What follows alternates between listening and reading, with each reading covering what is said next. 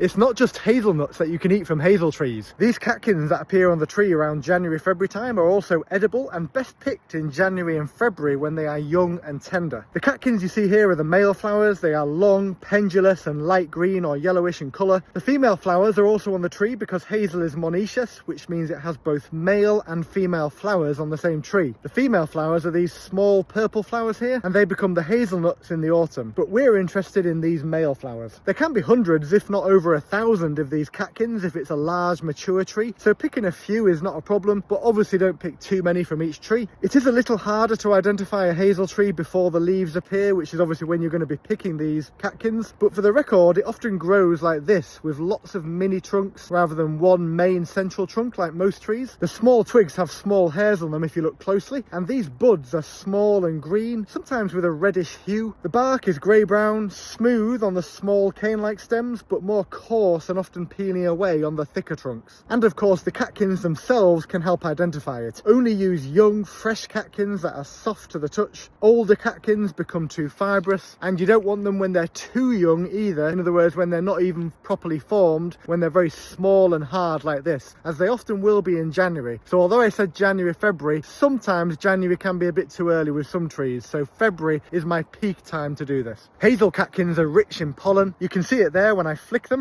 and that pollen contains proteins and small amounts of vitamins and minerals, making the catkins a nutrient-dense addition to any meal. They are edible raw, but quite bitter and not particularly nice, so I don't eat them raw. They're much better cooked in some way. One thing you can do with them is to make a hazel catkin tea. Just place a small handful of the catkins in a teapot or mug and pour over them about 500 ml of boiling water if you can fit that in, but if you can't, obviously much less water is fine. Just whatever you can fit into your mug if you're using a mug. Steep for about 5 to 10 minutes and then strain off the catkins to leave the liquid. I like to add honey or maple syrup, and it's very good for you. It's traditionally drunk to help with colds and flu, so it's a very healthy herbal tea. You can also dip them in batter and fry them to make battered hazel catkins, which are very nice, or dry them into a powder to add to other foods. One way to dry them, which also roasts them as well, which I think improves the flavour too, is to roast them in an oven. So put them on a baking tray lined with baking paper and put them in the oven at about 160 degrees C for 15 to 20 minutes. You can then break them up into bits and sprinkle them on almost anything you want. I like to sprinkle them on porridge or bake them into bread or cakes. You can pretty much crumble them into a powder yourself by hand, but if you want to grind them into a fine powder, you can use a blender if that helps. As with many wild foods, it's a good idea if you've never had it before just to try a small bit first, especially as it contains pollen, which can of course trigger allergies in some people.